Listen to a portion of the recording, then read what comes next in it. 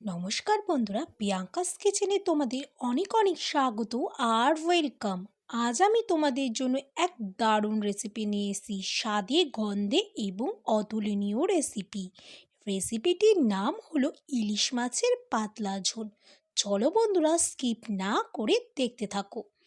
এখানে ইলিশ মাছ নিয়ে নিয়েছি এবং ইলিশ মাছগুলোকে খুব সুন্দর করে ধুয়ে রেখে দিয়েছি। দেখো বন্ধুরা, ইলিশ মাছ তো আমাদের বাঙালিদের কাছে সব থেকে একটি লোভনীয় রেসিপি, তাই না বন্ধুরা? চলো বন্ধুরা, এখানে মশলা করে নেওয়া যাক। এখানে গোটা জিরে 1 চামচের মতন ভিজিয়ে রেখেছি আর 4টের মতন পাকা কাঁচা লঙ্কা দিয়ে ব্লেন্ড করতে দিয়ে দিচ্ছি। এরপর ইলিশ মাছগুলোকে নুন হলুদ মাখিয়ে নিচ্ছি। 1 চামচ হলুদ আর স্বাদ মতন নুন দিয়ে নুন হলুদ মাখিয়ে নিলাম ইলিশ মাছগুলোতে। এরপর চলে আসছি আমরা কড়াইতে। কড়াই আগে থেকে বসিয়ে দিয়েছিলাম। কড়াই গরম হয়ে গেছে, কড়াইতে পরিমাণ মতন তেল দিয়ে দিলাম। তেলটাও খুব সুন্দরভাবে গরম হয়ে এসছে। এরপর নুন হলুদ মাখানো ইলিশ মাছগুলো ভাজতে দিয়ে দিচ্ছি। ইলিশ মাছের কথা শুনলে তো আমাদের সকলেরই জিভে জল চলে আসে, তাই না বন্ধুরা? ইলিশ মাছ একটি দারুণ রেসিপি। দেখো, এক পিঠটা খুব সুন্দর করে ইলিশ মাছটি ভাজা হয়ে গেছে। এরপর আবারও এক পিঠটাকে ভেজে নেব, উল্টে পাল্টে আবারও ইলিশ মাছগুলোকে বেশি কড়া কড়া করে ভাজবো না, একটু হালকা ভেজে তুলে নেব।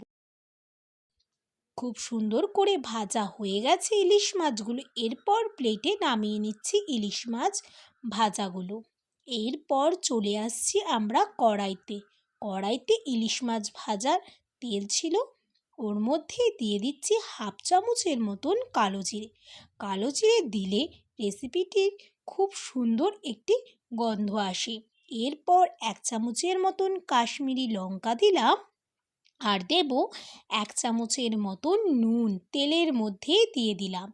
এরপর যে মশলাটা ব্লেন্ড করেছিলাম সেই মশলাটা দিয়ে ভালো করে কষে নিচ্ছি। অবশ্যই কিন্তু গ্যাসের ফ্লেম লো ফ্লেম থাকবে বন্ধুরা। এরপর স্বাদ মতন নুন দিয়ে দেব। আমি এখানে 1 চামচের মতন নুন ব্যবহার করেছি, তোমরা স্বাদ মতন নুন দেবে। দিয়ে ভালো করে আবারও মশলাটাকে কষিয়ে নেব গ্যাসের flame high to medium flame করে। মশলাটা খুব সুন্দরভাবে কষানো হয়ে গেছে। দেখো বন্ধুরা, তেল ছেড়ে এসছে। এরপর পরিমাণ মতন জল দিয়ে দেব ঝোলের জন্য। তোমরা যেরকম ঝোল রাখবে সেরকম তোমরা জল ব্যবহার করবে।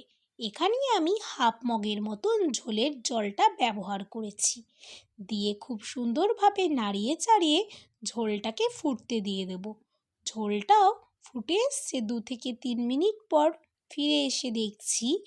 দিয়ে এরপর ভেজে রাখা ইলিশ মাছগুলো সব ঝোলের মধ্যে দিয়ে দেব। দিয়ে হালকা হাতে খুব সুন্দর করে নাড়িয়ে চাড়িয়ে নিয়ে গ্যাসের ফ্লেম একটু হাই ফ্লেম করে দিয়ে ফুটতে দিয়ে দেবো এরকমই 3 থেকে 4 মিনিট। 3 থেকে 4 মিনিট পর ফিরে এসেছি। দেখো বন্ধুরা, ঝোলটাও খুব সুন্দর টেনে এসছে হালকা হালকা। এরপর এর মধ্যে ওপর থেকে দিয়ে দেব কি ধনেপাতা কুচি। ধনেপাতা কুচি দিলে স্বাদটা আরও অপূর্ব লাগে ইলিশ মাছের। এখানেই আমার ইলিশ মাছের রেসিপি কমপ্লিট। এরপর ইলিশ মাছের রেসিপিটিকে আমি একটি সার্ভিং প্লেটে নামিয়ে সার্ভ করে নিচ্ছি। তোমাদের কেমন লাগলো বন্ধুরা আমার এই ইলিশ মাছের রেসিপিটি? আমাকে কিন্তু অবশ্যই কমেন্টে জানিও।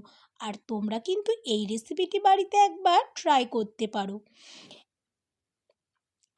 আর যারা যারা চ্যানেলে নতুন, চ্যানেলটা এখনও সাবস্ক্রাইব করনি, প্লিজ চ্যানেলটি সাবস্ক্রাইব করে দিও। আর ভিডিওতে একটি লাইক আর ভিডিওটি তোমাদের বন্ধুদের মাঝে শেয়ার করে দিও ভালো লাগলে।